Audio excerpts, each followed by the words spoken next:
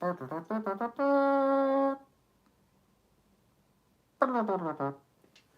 you very much for joining me this beautiful, beautiful evening. I hope you're well, wherever you are in the world. At this moment in time, at the soul level, our consciousnesses have chosen to share this space with one another.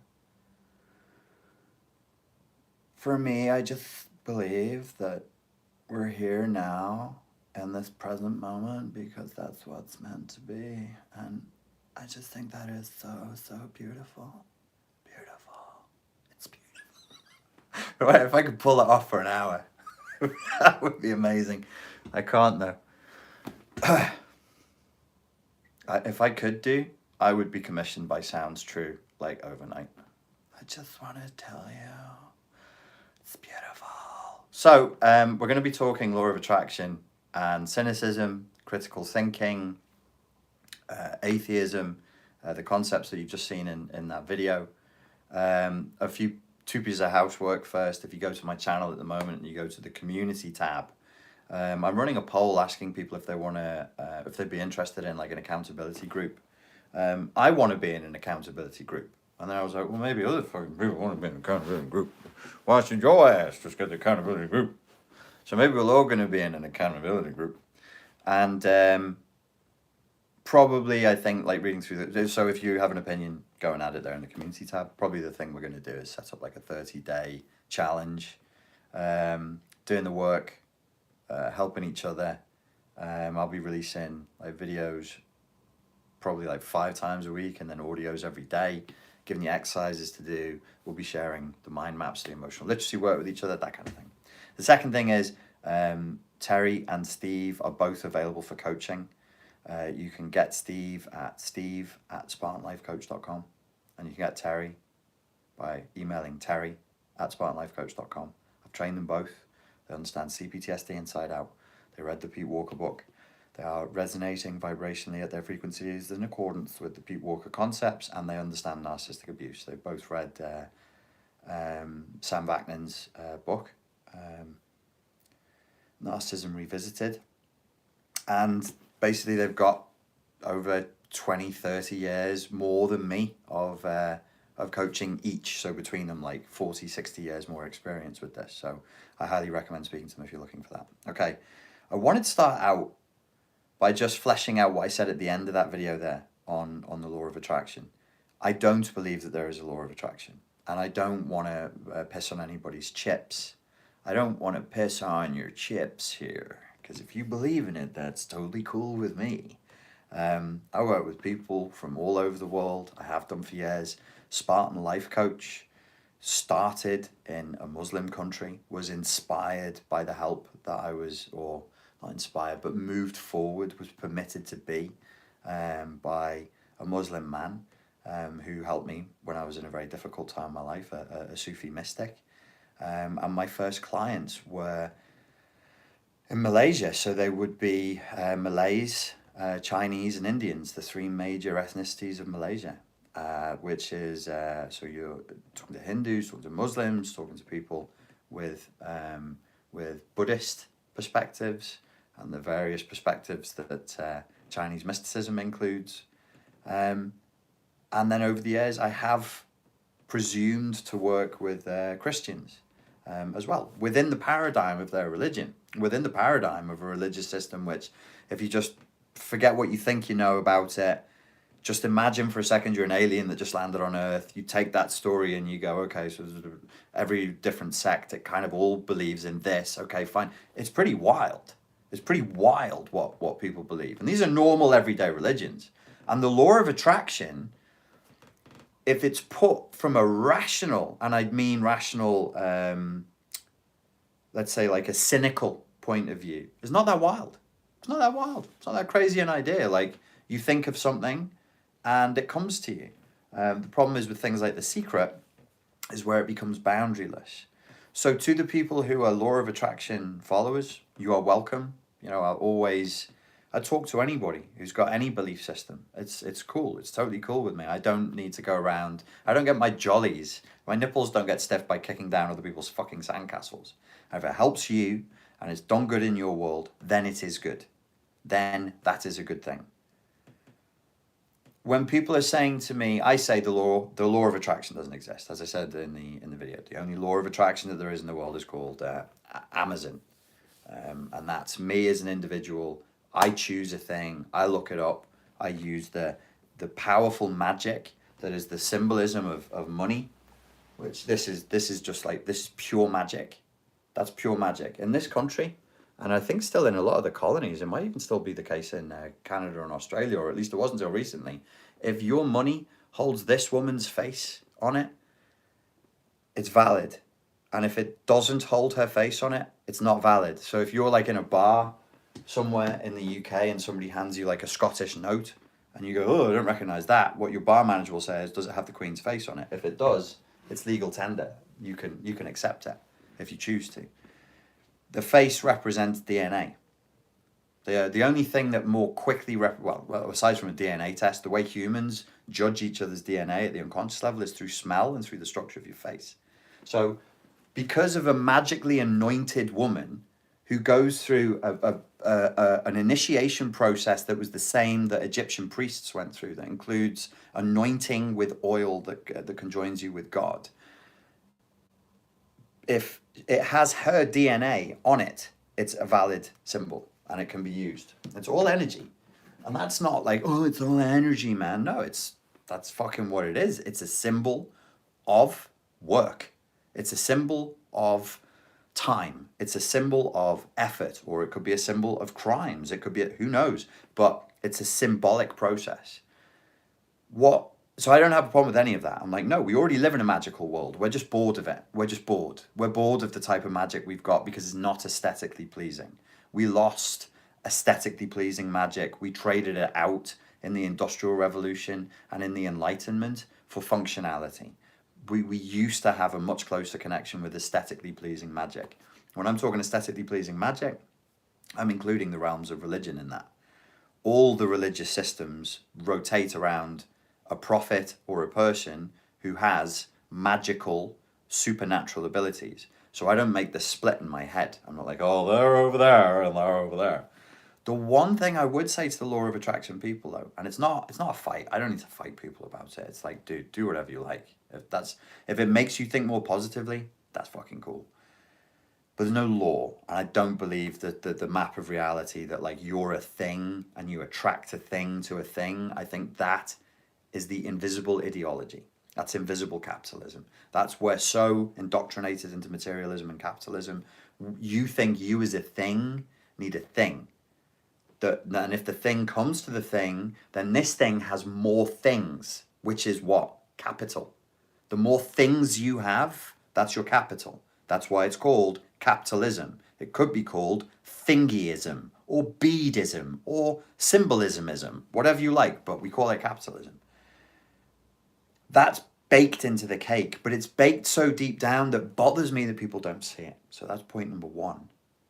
Point number two is when you come to me and you say, no, it works, I would say, to what extent? That's a reasonable, rational question to ask. I don't consider myself an atheist. I'm not an atheist. I don't consider myself a sneering cynic. It bores me. It's a terribly tedious way to live your life, and it can only lead to depression and anxiety, because you have to submit to that which is, because ultimately I'm just a divvy the same as you. I have weird dreams when I sleep, and then I wake up and I don't know who the fuck I am. And I'm like, oh, my meat suit needs things, get me water, get me a cup of coffee, and it's the same. We're all the same in that regard. We want a posture that we're special. We want a posture. You want to wear the big hat and the crown and the cloak and the jewelry, which used to impress people in the 15th century and the 14th century because they hadn't seen it. So you'd be like, wow, they truly are sent by God. How do you know? Look at the colors they're wearing. Wow. Why did soldiers back in the day, when we were fighting over in America, why were we wearing red coats? You're a target if you're in the American fucking plains and in the forests, fighting out in Boston and New York in a fucking bright red coat. It was to frighten people. We don't live in the same world anymore. It changed in a way that's so distinct and subtle that it's cut us off from our own history. My family is military. My father was born in Rawalpindi, which is now modern day Pakistan, and his father was stationed there when it was India. He was a musician. Why? Why does the military need music? Well, music didn't mean before what it means now, but it meant something then. It would frighten the enemy. It would rouse your troops. It would raise morale. This channel, formerly called Spartan Life Coach, the Spartans were very fond of music, very fond of singing going into battle. But now, what does it mean? You wouldn't play, you wouldn't have a brass band, going out into Fallujah. That's not, that wouldn't make much sense, right? My point is the world has changed. So when people say to me, the law of attraction exists, I just want to be rational with you and say, mate, to what extent? How? What does that statement mean? Because if you're saying, let's call it a sliding scale. The law of attraction here is it's absolute. If you think a thing, it comes. Okay. Everything? No, not everything. Immediately? No, not immediately. So over here you have yes, everything, yes, immediately. That's one extreme of the spectrum I'm going to draw. And over here I'm going to put no, not everything, some of it, not immediately. All the way over you go, nah, yes, but along a longer timeline. No, not as much as you wanted. Yeah, it's going to be something different. To the point where you have to say, no, it's never going to show up. To the point where you're basically saying, no, it fucking doesn't happen. That's just logic, homies. I'm not trying to hurt anyone. I want to take something away from you. But you come at me with an illogical statement, and I just want to fire back to you and say, look, that doesn't make sense. If it's a law and it's rigid and a thing is going to come to a thing, because that's what attraction is. Magnet with steel filings. Attraction. That's a thing that goes to a thing. So on this end of this, so you tell me, let's call this spectrum, we'll call this absolute. The law of attraction is absolutely real. Every time a human consciousness thinks a thought, it manifests into reality. The exact thought that they had immediately. Nobody believes that. Nobody believes that. They prevaricate. They say, well, the emotions must be in line and you need to wait and you're not ready and you asked for this thing, but you got another thing. But it was better for you. I'm like, oh, how fucking convenient. So basically, you wanted a thing, it didn't show up, another thing showed up, which is what happens because life just has things randomly, chaotically showing up. And then you go, yes, I wanted a blue elephant, but what I got was a bill for my mobile phone. Now, don't laugh. I thought blue elephant from that place of transcendent consciousness that just allows for the abundance of life to flow through me. And then something did come.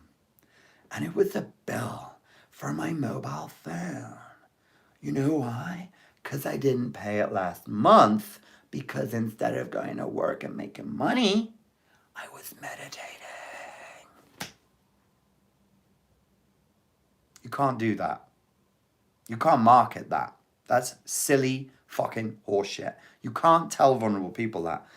The problem with the law of attraction, where it really upsets people, and you see in the comments on the other video, and you'll see in the comments under this video where people really hate it, is as I chose the clips from the advert for The Secret very carefully, and in one of those clips it's heavily implied that he actually says you can have everything you want. Oh yeah, because that's what life is, boys and girls. It's about you, a consumer, getting everything you want. I could think, honestly, it would be like the punishment of a Greek god who had an itchy asshole that day and was in a really cranky mood. And he would just be like, fuck it. Give them the worst thing. No, don't do that. Hold back, Zeus. You're a bit grumpy. Just settle down. No, give it to him. Give him the worst curse we got. The worst curse we got is we give you everything you want. But we give it to you at this end of the spectrum where it's absolute. So the law of attraction spectrum where it's LOA, absolute. It's everything you think and it's immediate. Could you imagine the torture? Because how quickly would you go insane? Insane. You wouldn't dare think. What if it was not just things you wanted? Why should it just be the things you want?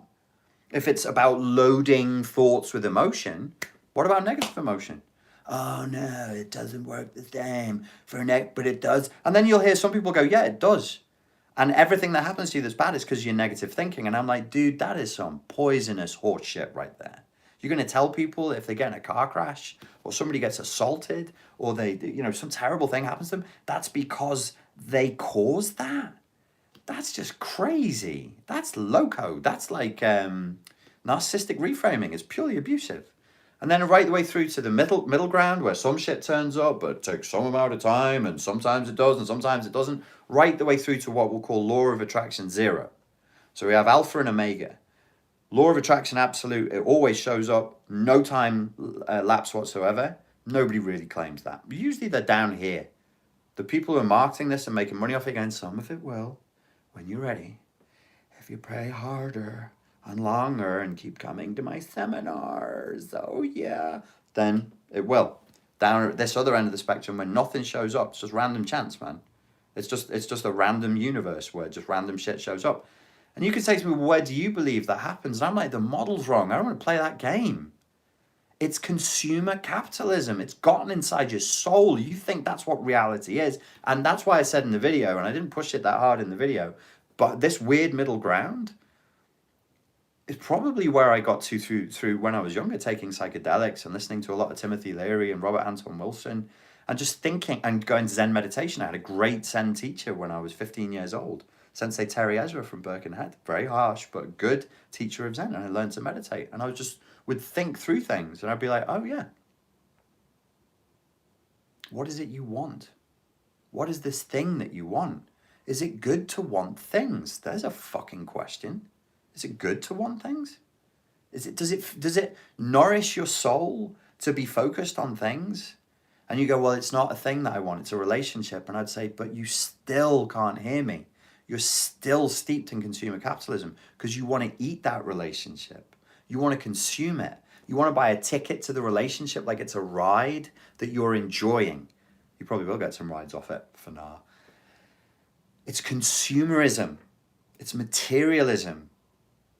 And that's not. So when people say in the comments, like in the other video, they're going, are you religious? And I would say, well, yeah, in a sense. But it's hard to talk religion with people now. I'm definitely not an atheist from today's coordinates because I'm not buying that. That map is wrong. And I can't, if you're in that map, you'll get cranky with me and you'll be like, no, just stop talking around it. Just tell me, do you think this happens or not? And I'll be like, dude, I don't even know. I don't know with great certainty that I'm actually here. And I'm comfortable with that. I really am very open to the idea that I might be here with you guys right now.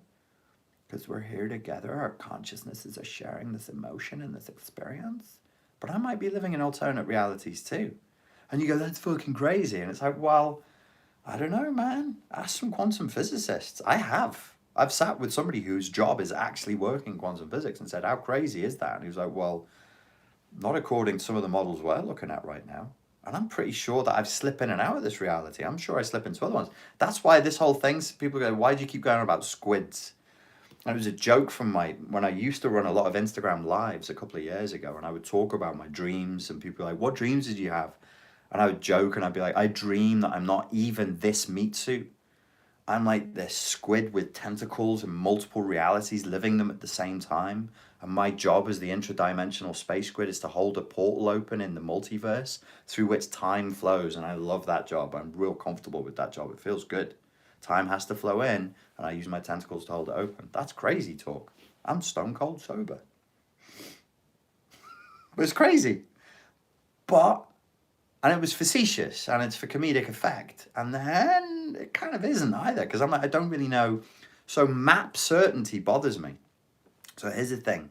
It doesn't matter what your religious belief system is, or if you're into the law of attraction or not. What bothers me about dogma and the law of attraction becomes dogmatic is when you have rigid map certainty. And I'm like, hey, human, drop it for a second. I know that you have a difficulty taking a shit sometimes. Why are you shouting at me? Like, I know sometimes you can't concentrate and you stumble over your words. Your back hurts for no reason. Human, I'm here. You don't need to lay this heavy fucking thing on me. Like if you can convince me it'll work, then it'll work for you, right? Do you get that feeling from some religious people and some law of attraction people? If I just convince, if I just get 5 people, it's like a fucking pyramid scheme. I just get 5 people and then I can make it. You know, when people push those pyramid marketing schemes, they're cranky, man. They're cranky because if you don't believe, don't share my vision so I can be rich. Just do it. It's like that. There's that pressure there, and you go, yo, stop. This isn't a Japanese horror film about a videotape that you watch where a curse is passed on, where you can only survive the curse if you pass it on to somebody else. This is crazy. You don't know any of what you're saying. You couldn't possibly know. It works. I know it does. Okay, make me a purple Lamborghini, and let's ride around the block and then disappear it with no effect. That's not how it works. Well, then how does it work? What are the limits? Tell me so I can understand and get you to chill the fuck out. The map certainty issue, I think people have said about, I get asked every once in a while about religiosity and narcissism. Look, there is research out there. It's not, people don't trumpet about it because people don't want to die. You can get killed for this shit. But there is published research that links religiosity to narcissism. But listen, they say religiosity. It's not the religion. It's not the discipline of spirituality that does it. It's dogma. It's taking religion, molding it into a big stick, and then beating other people over the head with it. That is the narcissistic element of it. This stuff is going to attract people who are highly emotionally dysregulated. If you're narcissistic and grandiose, you'll go Judeo-Christian. I'm not saying the Judeo-Christian, the Abrahamic religions are fundamentally narcissistic. I'm not saying that. That's not what I'm saying. But if you already were and you were going to pick something, you would pick that because it's absolute if you're a classic grandiose. If you're more towards vulnerable narcissism and a borderline, malignant borderline, and fragile, vulnerable narcissism, you're going to go tarot, astrology, and law of attraction. Did he just say that everybody that does tarot, astrology, and law of attraction has a personality disorder? No, that's not what he said. That's not what he said. I'm into all of it, man. I'm studying this stuff. I get insomnia. And I'd be like, what was the story? What does it mean? What does it mean to the Jew? This is a true thing 2 nights ago. God help me. What does it mean from a Jewish perspective? What does the Jesus story mean to it from a Jew's point of view? And I'll be 2 a.m, like, reading this stuff on my phone, which doesn't help you go back to sleep, by the way. The Jacob and Esau myth. What does it mean when we say that they are Judaic patriarchs? I become like this pompous lecturer at 3 a.m, which I couldn't give a fuck about at 2 p.m. So I'm 2 different people. My insomnia is like really OCD, highly cerebral, like, no, let's penetrate the mythology. And what did it mean to them in this time? You asked me that at 3 o'clock in the afternoon instead of 3 o'clock in the morning. I'd just be like, sit down, shut the fuck up. I'll make you a cup of coffee or something. Stop it. This is nonsense. You don't need to know. It's not important. I'm into it. The astrology thing, I've looked at it. I don't poo-poo it. The tarot, the I Ching, I don't poo-poo it. Psychic phenomena, spiritual phenomena, absolutely not, man. Because I'm a space squid. I don't know what's real and what's not. I don't know what lies beyond the veil. Nobody does. But it gets used by people whose motivations are not that good, and they can target vulnerable people with it because it's a good stick. It's a good weapon. It's a really effective weapon. Time and again, it's proven it. It's a really super effective weapon. You want to wrest money from people. You want to take power from people. Where and when is religion being used as a weapon right now in the world? It would probably be better to ask, where is it not? Where is it not? But that's not what it is. It just has that power because it comes with dogma, absolutism, and certainty. What's the enemy then?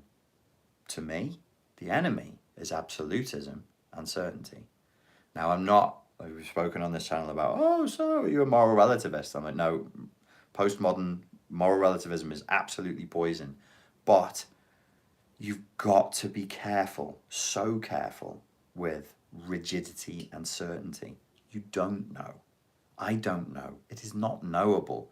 We can only start with some basics like, hey, killing kids, mutilating kids. Should we have that as a thing that we don't do? We're cool with that? Yeah, I think that's cool.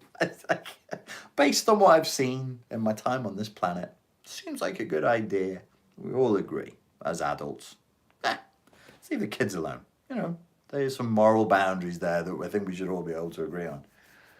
So yeah. All right, guys. I went on a bit longer than I meant to. Ha! Surprise. Any questions? And I will take them now. I know the first question is going to be, I have a narcissistic grandmother and she says this to me. How can you help? Ian Dmitrievich. I think I said that right. Dmitrievich. This law works immediately only in our dreams. It's like pushing a paper sailboat with your breath. But in reality, it's a real sailboat.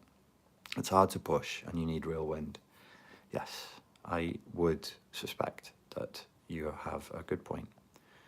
I so get the tentacle squid, says Toddy. I believe I go elsewhere when I'm asleep. I see other people that I also sort of belong to.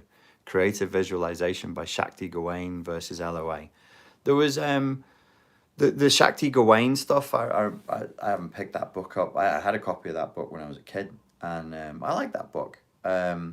It's kind of at the mystical end of the New Thought movement, and as I said, if you focus on something and you think about it, funny things can happen, weird things can happen, but it's not, to me, it's not reliable. So the model, like I've tried to use good philosophy on this and reason with it and go, what do you think is really happening? Because I've had some fucking crazy synchronicities, and I'm gonna go through some of them that are about this channel. And every time I raise the subject of synchronicities on this channel, and the collective consciousness of people who are offering me their time and their attention picks it up, it whizzes round, and I get synchronicities just bouncing back the other way. Like, you can't explain. Like, the things that are just beyond explanation. So what do I think is happening? And I go, okay, number one, I don't know. Number two, my experience of it when I look at the results is there's this, if there is something or some power that is putting back or offering you an echo, maybe it's a signal you put out and it echoes back, it's capricious, it's got a weird sense of humor, and it chooses that in my life it's chosen the weirdest little elements. It'll be like blue cap on a thing, and I'll be like, that's 1/20th of what I was talking about, and it goes, yeah, but blue cap on a thing, and I go, no, I didn't. The blue cap on the thing was not what I wanted. I was real specific. I did the affirmations. I fucking wrote them down, and it just goes blue cap on a thing, and I'm like, right, fuck it then. You're not even making sense right now. So blue cap on a thing. Why is it? Right now you see on the Fortress Mental Health YouTube channel, the hexagon. I can't get away from hexagons, but not the ones that are lying flat, right? They lie on their tip. And I looked into it, and it's like got associations with time, Chronos, Saturn. Saturn has a hexagon on it. On the North Pole, I think, there's this hexagon that they can't figure out. There's a storm, a permanent storm on Saturn in the shape of a fucking hexagon. It's creepy as shit. Check it out. And it's also two triangles that are within the hexagon, so it's men and women. And when it's on its side, it's in balance. And this has been following me for the last 2 months. What have I been talking about for the last 12 months? Yin and yang and balance. Polarity, balance, and time. Polarity, balance, and time. Polarity, balance, and time. And life just goes, there's a hexagon for you. We've balanced it on its little tip. And I'm like, well, that's weird. Why would you, why that? Why that? Why has it got to be some strange little detail? So to me, I'm always like, no, it's capricious. It's not reliable. So if that was Amazon, you'd be furious. You'd be like, refund me immediately. I ordered 20 things and you sent me like the screw, which definitely is the screw from that one thing I asked for and nothing else. And Amazon would just go, ha, we sent you a screw. It's like some jester god just laughing and stoned permanently and giggling at its own amazing hilarity. Richard, says Raisa, about your experience and why you started the channel after meeting a Sufi. Do you think having dreams every day and taking this path was by chance? I love the 3 words I'm going to say to you right now. I don't know. I don't know. The Sufi experience, I've talked about it on this channel, but not for a long time, so all new subscribers don't know it, was wild. Like, I was told by the Sufi master, you know, I'm going to help you. Your samangat has been broken, the Malay word for will.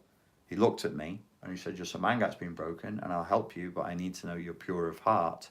So I'm going to take you to do archery with this shitty old Malay bow, where he trains people in horseback archery. And I don't know if it's true or if it's, the different sects in Islam, they have different sayings and different beliefs, and I'm no expert on it, but they believe that the Prophet advocated archery, horseback riding, and swimming as a means of health. So these become like this is a good thing to do with your time, is to ride horses and to do archery. Even to the point with these people, they believed you could see if somebody's heart was true by whether they could fire an arrow into a target, which I couldn't because my heart wasn't true. It took me an hour to do, but then I did. And then he said, I'm taking you on and I'm going to start teaching you. And I was like, cool, when do we meet up? And he said, no, we don't meet up. I'll see you in your dreams. I'll teach you in your dreams. And I went, fucking great, thanks. I'm really glad that I flew to Malaysia, got really hot, bitten to death in a jungle by a horse track, just to be told that I'm going to be trained in my dreams by some lunatic. And he said, don't worry, you now know how to fire a bow. And he was like, you know that the only thing is, he's got a Malay accent, I'm not going to do it. He's like, the only thing that can kill demons is the bow and arrow, right? I went, yeah, of course, everybody knows that, mate. He said, he's looking at me, he's like, I'm going to teach you to kill the demons of the apocalypse. Well, that's cool, man. That's cool. I definitely I've got to get a taxi and go, because I think you're going to kill me and leave me in the jungle. And yeah, that night he showed up in my dreams. And it was every night for a year, and now it's every once in a while. It's him and a group of people show up in my dreams. But the rational part of my brain goes, there's a Jungian explanation for that. I can explain it in the realm of the unconscious, dream symbology, hypnosis, archetypes, and trauma. I was extremely traumatized when I spoke to him. Way worse than I knew at the time. But looking back, I'm like, Jesus fucking Christ, I was hanging on by a thread. And I think I would have believed anything anybody had told me. I was very open to suggestion. But he said he'd pray for me, and it would happen in my dreams, and they would start teaching me. And they taught me how to make planes, and that's all I dream about now, is I hang out with them, and we make aeroplanes, and then we test them, and we fly with people in them, and we go, can we make people fly? Okay. Can we fly them to the places that they need to get to? And then usually in the dream we fly over the Earth, but it's a different Earth with a totally different geography that's consistent. It's been consistent for the last 2 years. Like, I can draw you a map of like the world. There's this dream map that's been consistent. It's crazy. Oh, and a few times we fought some jinn as well. And I can speak Arabic in these dreams. And I can shoot Arabic words out of my mouth that kill jinn. Like this. Yep. You still want to get life coaching from me?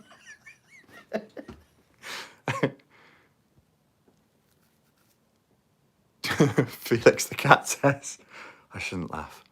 I have not had a dream since I got off heroin. I think I broke my brain. Give it time. There'll be a lot of things that are going on for you in terms of your neuroplasticity, and the full recovery at every level is going to take time, but it will come back. Keep yourself active. Keep learning new things. Keep pushing the boundaries gently of what you're doing on a daily basis. Do learn, do get out there, engage in the world. You're not going to want to, but think of it as like a soul yoga. You're pushing yourself into positions that hurt and that make you want to fart. So push yourself into positions that hurt and make you want to fart in a social sense. It's been 4 years. Wow. The only other thing that should be lasting that long, that would cause a total annihilation of dreams, would be as if you've kind of become a bit reclusive and a bit housebound. So if you're not learning anything and you're stuck deep inside of a comfort zone, then there's nothing to dream of. Dreams are a neurological, biological level. It's you processing reality. It's you processing change. And so if you're not dreaming at all, it can mean that there's no challenge in life for you to be processing. I just realized I can see the words. I don't have to lean forward like this, to the point where you can see every pore in my head. Tully says, whenish might this 30-day accountability group be happening, Sir Richard? Whenish, I mean, what is time, man? When we say when, like, when do we mean when? I have 2 people who are going to be working with me. And so I have one person who's on the UK time zone and one person who's on California time. I want to lock everything in. So that there is never, the group social area is never left untended for a long period of time. We've got to be, when you have groups of people who are vulnerable and they come together, especially when we're talking CPTSD, say there's 200 people on a chat group, which I hope we get, like 200 people, that would be cool.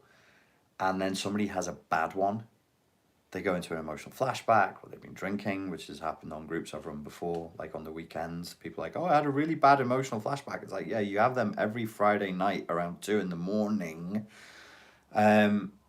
And then, so you go, well, that's fine. People are going to have emotional flashbacks, but they come and they bring the words and the energy of the emotional flashback to the group, and then it spreads.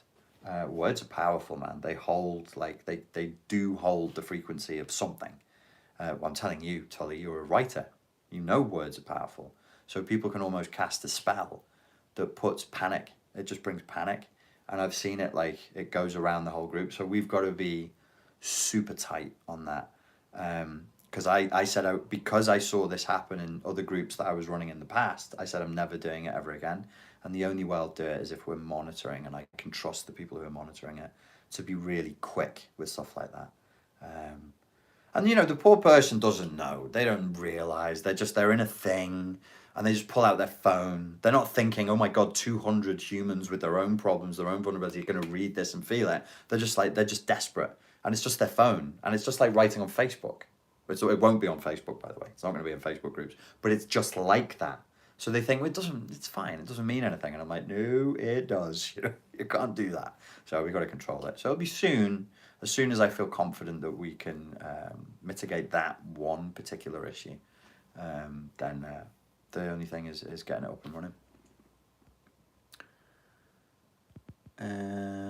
Okay.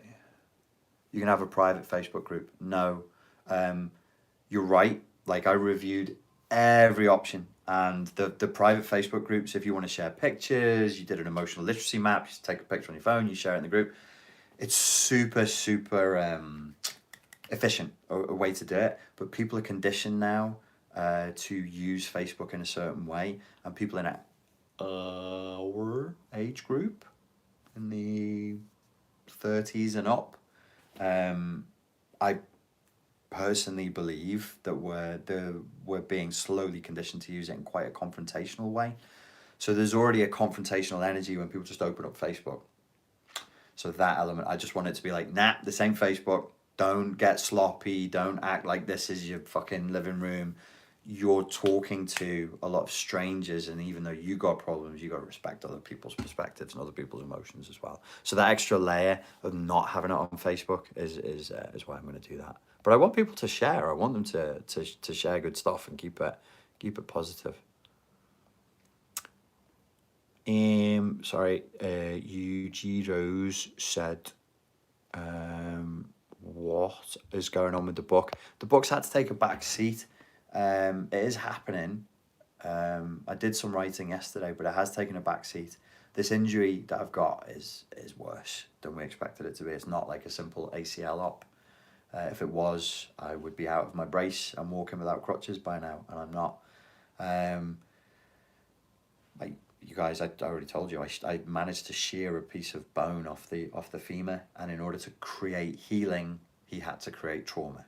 So he micro drilled through my femur to create a lot of internal bleeding deliberately, with the hope that the stem cell production that promotes is going to speed the healing of the femur. But for me, from my side of things, it means like all my plans have changed up a little bit. You got your ACL on Friday?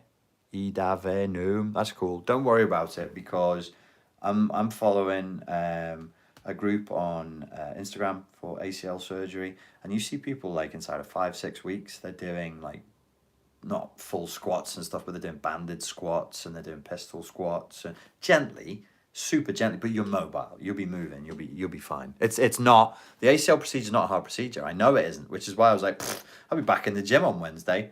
And then when he opened me up, he was like, oh no, you will not, sir.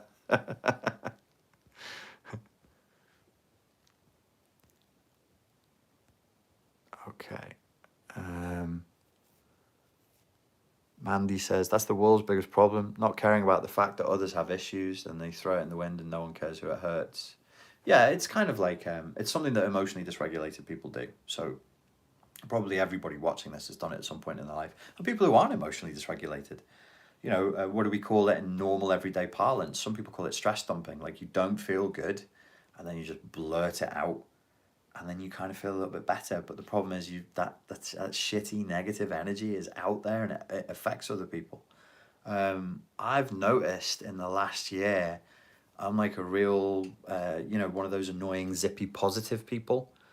And I've become very sensitive when I hear people saying negative stuff. I'm like, wow, it's a beautiful day and the sun's shining. Oh, there's loads of traffic. Yeah, there is loads of traffic. But did you see those horses running in that field over there? That's the shit right there, homie. Yeah, but, they'll be killed next week. It's like, why would you say that? You gotta have some discipline, man. You gotta have some discipline. Pamela says, this is a huge question. Huge.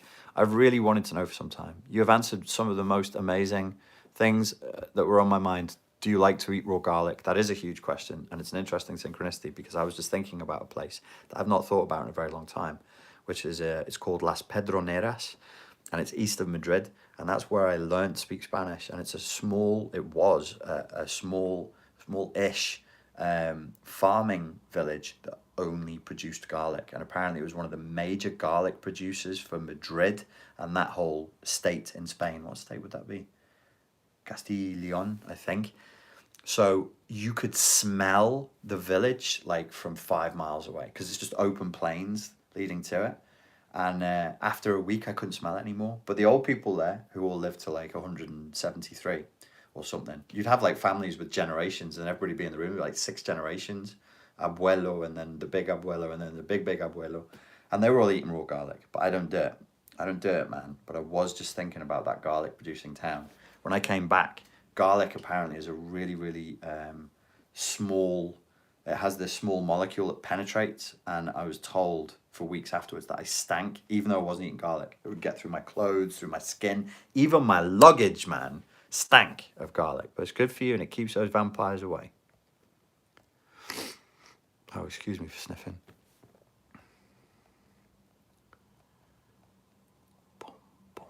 Boom, boom, boom. I saw another good question there. Bear with me, please, folks.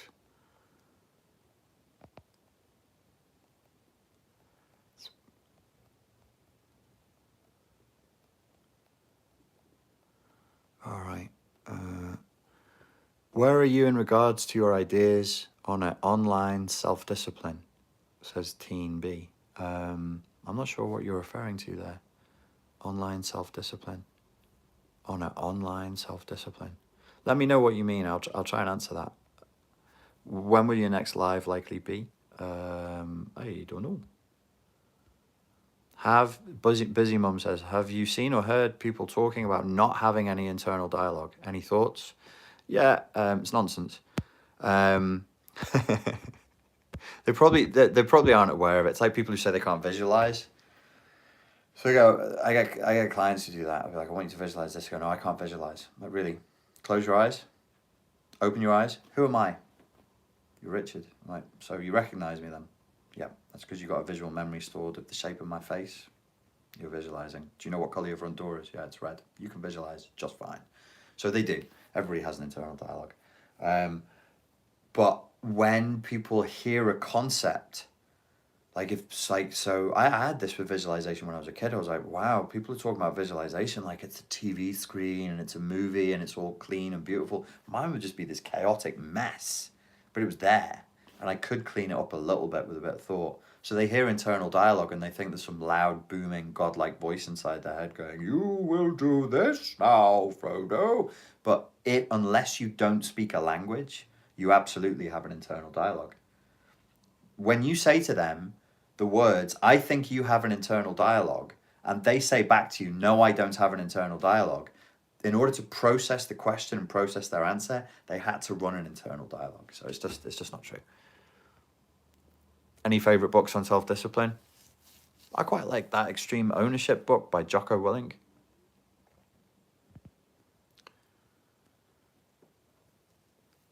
Tully says, in my visualizations, the floor or ground refuses to be whole. There'll be weird holes. They're not weird holes, man. That's the way reality really is. Your visualizations are correct. What seems to be true outside your mind is the wrong one. Ray says, seems ancient people thought an idea was the voice of God and didn't know deep thought thinking. It was a trance. That is a hypothesis. It's not even a theory, it's a hypothesis by a guy, yeah, I heard about this, who wrote a book in the 70s that got a lot of popularity. I suspect it probably is somewhat true, but it has been, the peers in the peer reviewing process did attack it because some of the assumptions that led to it. So in the idea is, and I can't remember, there's a proper name for the process, right? This technical thing, where people didn't realize that they were thinking things and they thought it was the voice of God. How would I say it? If you don't have books and you can't read, so you don't know what a word looks like and you just hear it, internally your boundaries will be weaker. That's probably enough.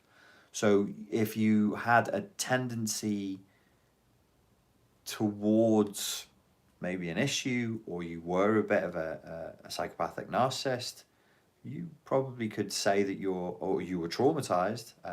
Your introjects were the voice of God, or they might come through to you from a godlike or daemonic, D-A-E-M-O-N-I-C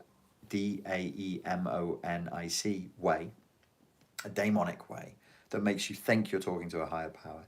And who knows, man, if you clear the language out of people's minds, or they have less language and less thoughts and less clutter, maybe you are talking to the spirits. I don't know that you're not. I know that right now I'm talking to the spirits. I'm a spirit, you're a spirit, and we're all here in the spiritual plane together, joining to our phones and our laptops. We're blurring the boundaries of the meat suits. Busy Mom says, thanks, I was going in circles trying to understand but didn't want to assume they were full of it. Yeah, no, they're not. Some people do it as a wind-up. Some people do it as a... There was a woman I used to work with doing NLP and Muay Thai, and she was like, I can't visualize. And the other NLP trainers would permit that. I was 19 and I'd just be like, ugh. And then we'd go in the gym to do Muay Thai and she'd be like, I can't do pad work. I can only spar.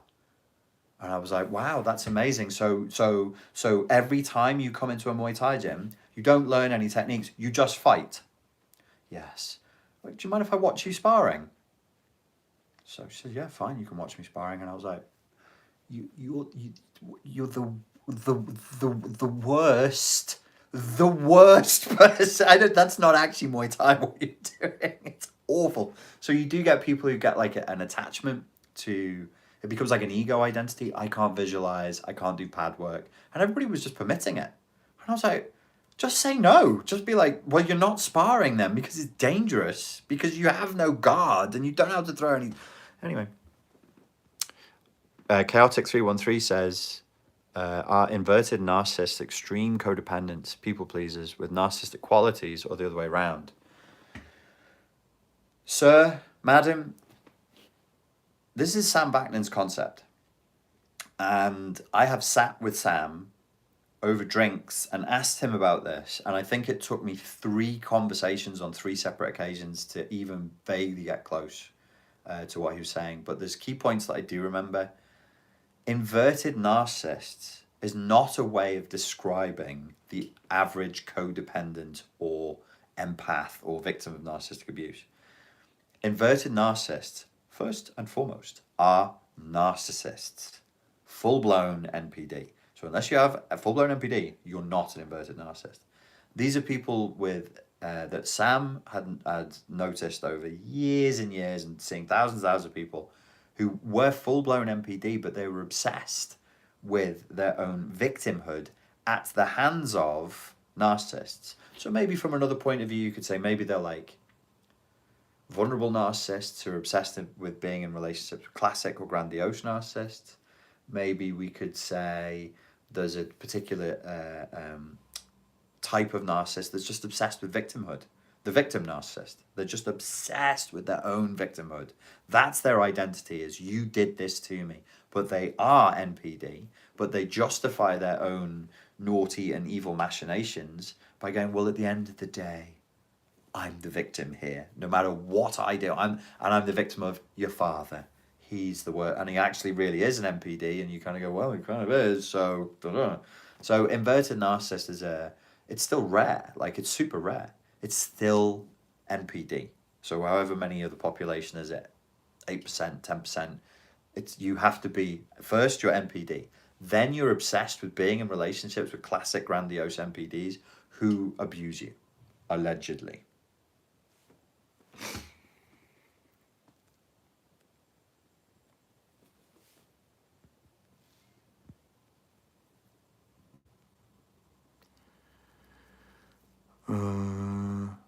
Your thoughts about Aleister Crowley? I just must ask because you mentioned magic with a K. I think he was, unfortunately, he was a bright guy.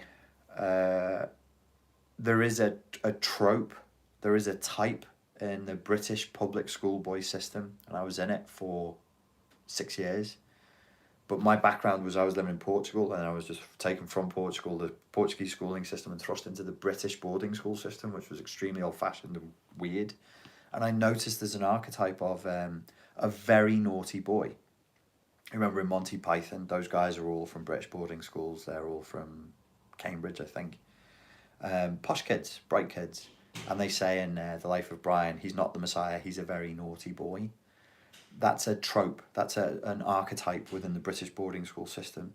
I was just watching the Crown now, and the portrayal of Prince Philip, and he is this British boarding school tough, posh, naughty boy. It's an archetypal thing. He was called by his school matron the Great Beast.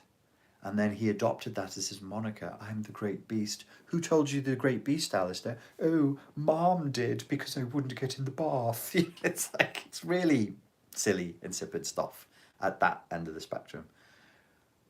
Was he bright? Sure. Did he push it? Yep. Did he learn some real stuff? Yes, he did.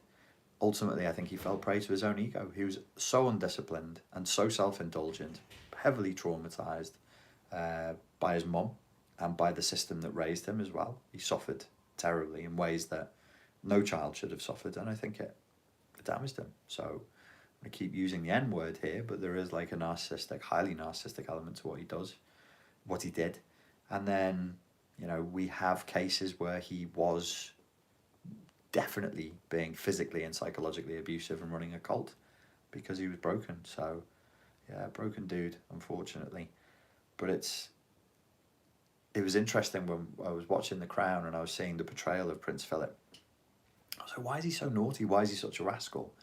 And I was reading that Adler book recently, The Courage to be Disliked, and I was like, according to Adler, it'll be because he's the youngest of the siblings, and he was the youngest of 5, and all of his other siblings were girls. So he had 4 older sisters, and he's the little boy. So he's raised in a family where he's always the little boy. And everybody's going to mother him, and he's the cute one, and everything he does that is roguish and rascally is, yay, that's great. Again, this is part of like a British upper class archetype. They wanted to raise little warriors. They wanted to raise little soldiers, violent little psychopaths, really, which is why the British boarding school system was formed like that. So that's where you see that trope coming in. And I think that Crowley, who was has been historically, people have attempted to associate him with Churchill. Maybe, I don't know. I don't know if the evidence for all this was against the Nazi salute. This beats the Nazi salute. I don't know, man. It could just be people looking at it and going, they have to be connected because they represent the same trope. Churchill was exactly the same. Naughty. He's a naughty boy. But then that naughty boy grows into a nasty man. It's cute when you're a kid. But when you have the power of armies and politics and everything else at your fingertips, it ain't so fucking cute anymore. It gets really nasty.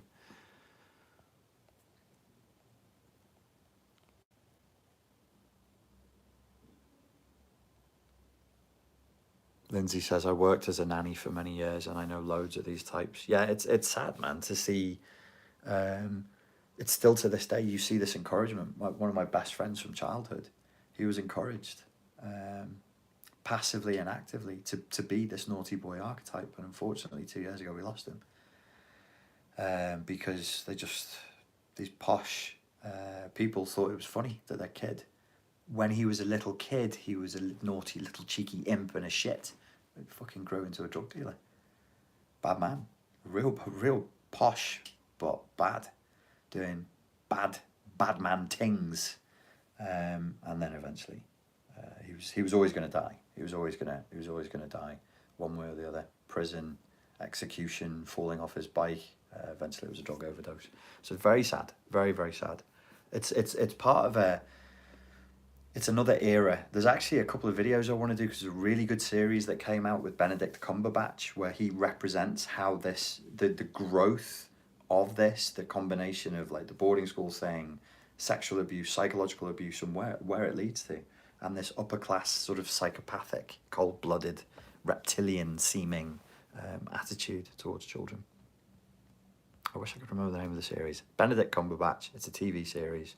It's hard if you got CPTSD and any history of sexual abuse. It's hard watching, but it's really good. And Benedict Cumberbatch nails it, probably because he knows people who are like that.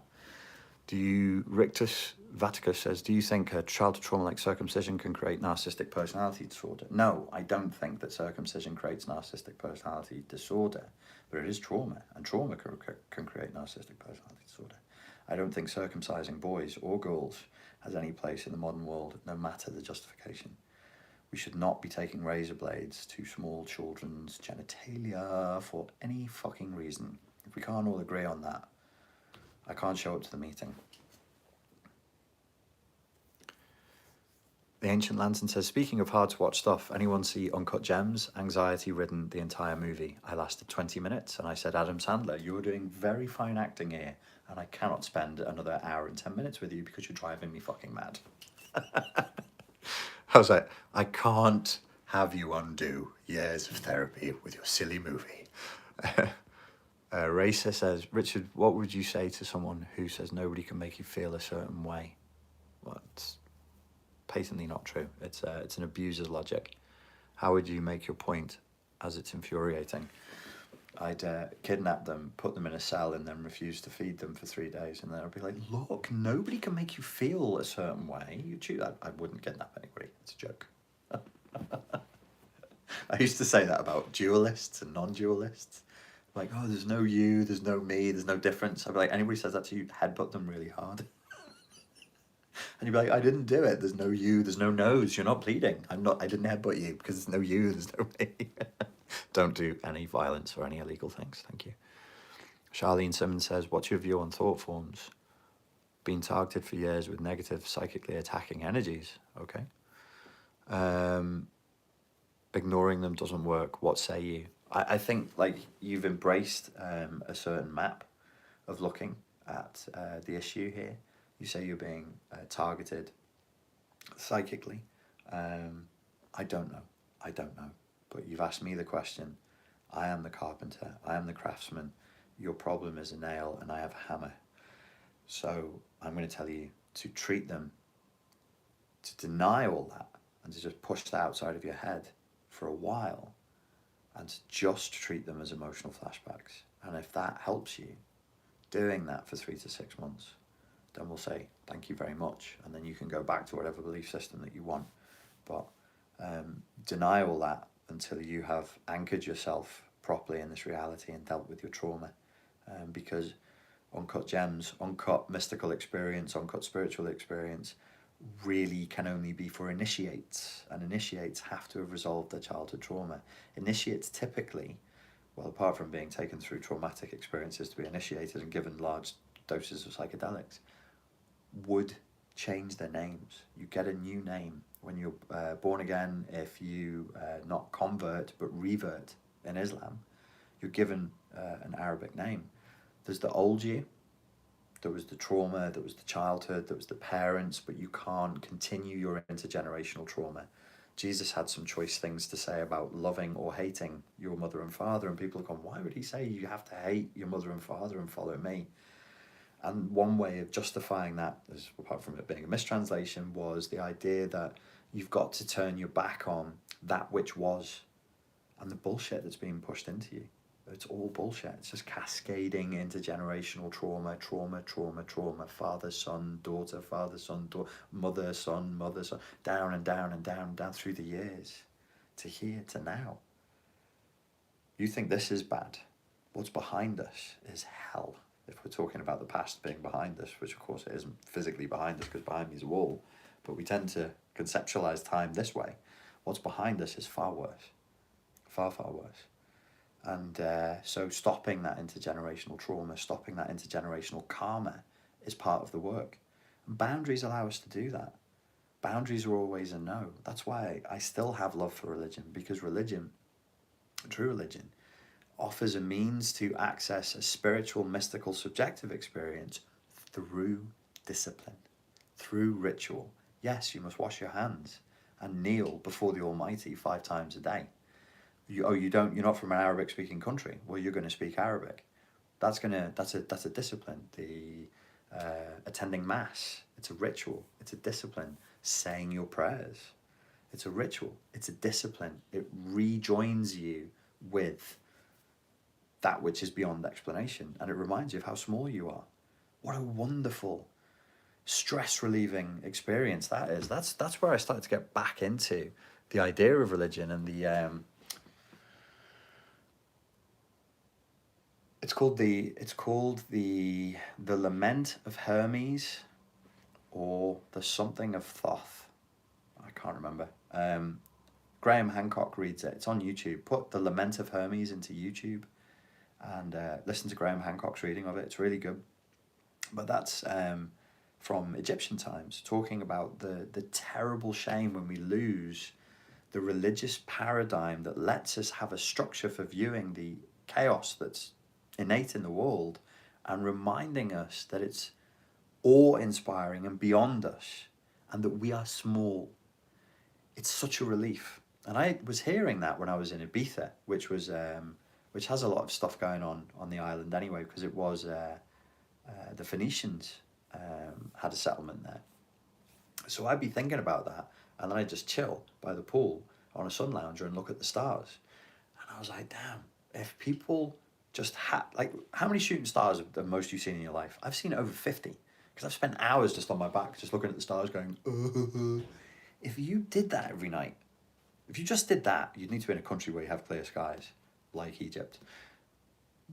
But you did that every night for half an hour, your brain would change, your physiology would change, you would become more spiritual, you become more reverent, you would see the world that's there in a different way. It's just that we live in a particularly torturous time. It's the prophecy of Thoth and the Lament of Hermes.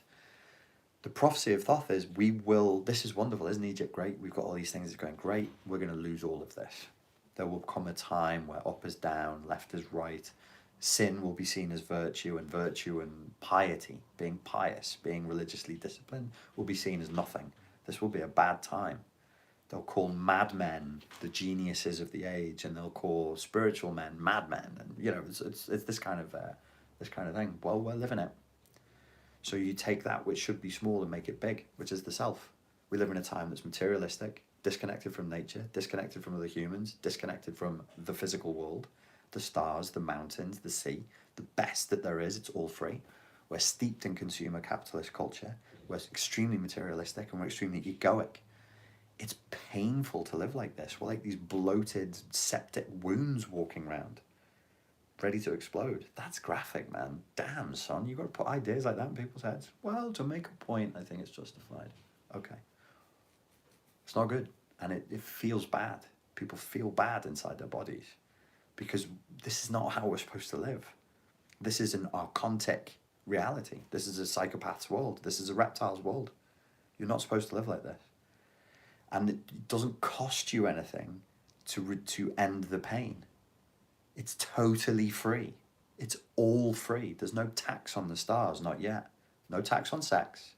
No tax on breathing, deep breathing, walking, yoga, hearing birdsong, chilling out with your mates, telling a joke, doing a funny dance, this is how we evolved. Every night we'd get around the fireplace. You do your funny dance that you do. I'll sing that song that I know, and he's going to tell that story that we all love, and then we'll go to sleep. That's good, and it's not stupid. It's like super essential that you get with your mates, you take the piss out of each other. You'd be like, oh, do you remember when you fell over chasing the ball and then you shit yourself? Oh, look at he who shits himself. Oh, that's your identity in the tribe. It's part of what is supposed to happen. You're supposed to be connected. You're supposed to be connected to each other. Sex, untaxable. Awe, untaxable. Prayer, untaxable. Everything else, staring into technology, using social media, it's all taxed. Somebody gets paid. That's why love is the enemy of the agenda. That's why religion is the enemy of the agenda as well. Spirituality. I'm still precious about religion. I'm like, don't throw the religion away because it's the discipline that leads to the mystical experience. And when you have the religion, you have the discipline, it leads to the mystical experience. And then you have spirituality. Because you'll be like, there's no doubt when you're just staring into the stars for half an hour on end. There's no doubt that you're just a spiritual being having a temporary physical experience. There's no doubt. But if I collar you on a busy bus in Putney on a rainy Tuesday afternoon and it smells of sick and it smells of like secondhand smoke and it's just awful and you can smell the diesel and it's loud and there's just bad attitude people around you and I go, hey, don't forget, you're just a spirit having a human experience. You'd be like, oh, fuck off with you, mate. And I wouldn't even tell you were wrong for doing that. I wouldn't even call that a sin. I'd be like, well, you're stuck here in this shitty matrix land, this hellish land. Of course you're going to tell me to go fuck myself. So, well, what did I say? There's the spirituality there. There's a mystical experience. There's a religious discipline. So you can knock the dominoes down, right? Keep them on their mobile phones. Keep them on social media. Keep them watching porn. Keep them away from each other. When they turn away from the mobile phone, because everything is taxed. Everything is taxed. Your time and attention. People think it's free. It's not fucking free. Your time and your attention are the most precious fucking things you have because you can't buy them back. Everything else you can buy back. Time and attention is gone forever. That's why I say at the end of my videos, thank you for offering me your time and your attention. You ain't getting that shit back, homies. That's gone. You'll be like, hey, I should turn this fucking guy and turn him off. He's stealing my time, my attention. If they're all looking at the mobile phones and they're all looking at the TVs and they're looking at the adverts and they're looking at the next shiny car they're going to buy and they're watching The Secret going, I want my yacht. I need, what did that fucking guy say? I need 30 million a year to live. That was 2006. With inflation, that's $38 million a year. Yeah, to maintain my lifestyle, I need $38 million a year. Why, motherfucker? What are you eating for breakfast? Diamonds on toast? Like, why? You don't need that. No, you don't need that. Don't be crazy. Yeah, well, you want to buy a yacht and you don't even know what the slippage fee is. Oh, get the fuck out of here. Who needs a yacht? What the fuck am I going to do in a yacht? Why do I need a yacht? I'll just rent one if I want a yacht experience. What am I going to... It's such horseshit. And it's hell. And that's hell. And this is it. I said on a video a few weeks ago, like, the whole reality is hell. And I'm like, no, it's not. The challenge is it could be heaven or it could be hell. But what do we choose? We've chosen hell. if we're talking about choice right now, we've chosen the blue pill. We took the chocolate. Do you remember I used to talk about taking the chocolate? It was a reference to the old Hannibal Lecter books. Margot Verger, the bodybuilding woman who became a bodybuilder because she was the victim of her brother's sexual abuse. What's his name? Margot Verger? Mason Verger. Famously played by Gary Oldman in that movie. She was talking to Hannibal Lecter, and he, to provoke her, said, "Did you take the chocolate, Margot?" And she did, because her brother would induce inappropriate sexual contact by offering kids chocolate. So it's a trade. So the person's left with the psychological scar of, I consented and I was a part of that negotiation. I consented and I was a part of that negotiation, which makes the trauma way, way worse. We took the chocolate. We were in a deal with the devil right now. We took the chocolate. So now we're going to take what the devil's going to give us, because we already took the chocolate. We're already on that road. Or, you hear these horrible stories of people selling their lands, selling the best that they have for beads, for alcohol, for trinkets, for drugs, for shit, because they don't know what they're doing. They don't know what they're making a deal with the devil. They're making a deal with Wetico, and Wetico's winning. By now, Wetico's winning, but Wetico can't win. It's just ebb and flow. It's going to be fine, but right now, this is Wetico land.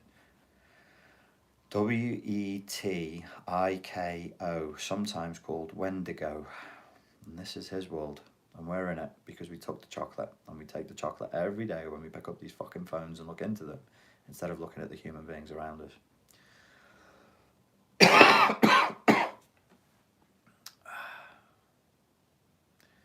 UG Rose says, we keep biting the apple. That's right.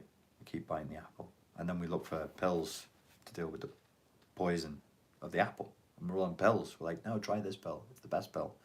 And I'm over here in the corner going, stop eating the fucking apple. Stop eating. You don't need the pill for the apple if you ain't eating the apple. Just put the fucking apple down. In Greek mythology, the apple was called Callisti. Callisti was this grenade of narcissism. One of the Greek goddesses got pissed off with the other goddesses. I think she didn't get invited to a party. So she had an apple made that was a beautiful golden apple, and it said Callisti on it. And Callisti means for the most beautiful one. So she was cunning. She didn't attack them with strength. She attacked them with cunning, and she appealed to their vanity. So she threw into this garden party of goddesses a golden apple that says for the most beautiful one. And somebody picks it up and says, this says Callisti for the most beautiful one. This must be for me. And another goddess goes, you're not the most beautiful one. It's clearly for me. And then it's just a riot after that. So, yeah. There was a precedent for the apple being the fruit in the Garden of Eden. People commonly associate as being the apple was the fruit in the Garden of Eden. It was the fruit of knowledge. But there was a precedent for it from the ancient Greeks. And it was an apple of narcissism, of egotism. With narcissism, with egotism, of course, disconnection from nature. Adam and Eve, once they bit the apple, what was the first thing they did? They went, oops, we're fucking naked. Oops, we better cover that up. Oops, we're disconnected. Straight away. What's the garden? It's not a place. It's a state of consciousness. A state of consciousness where you go, this is the best thing in the world, and there's nothing better than this. What's the best thing in the world? The world. What's the best thing in the world? It's not a thing. There's no things. It's not Amazon, boys and girls. It's not Amazon. There's no things. What's the best thing in the world? The world is it. There's no things. And they were connected. And they were with that. And they're like, oh, that's cool. And to me, that's what religion should bring. It should have a religious discipline that takes us out of our materialism, that takes us out of our narcissism, out of our egotism, and brings us back to a state of going, mountains. Yeah, I forgot about the mountains. The sea. It's really fucking big. Yeah, okay. Space. Stars. And our sun is just one star. It's not the star. We're not the center of the fucking universe. And just like that, he brings it narcissism back to narcissism again. Okay, ladies and gents, I think I've gone on for long enough. Thank you very much for your time and for your attention. I hope that you found that useful. And I do very much look forward to speaking to you again very soon. Thank you.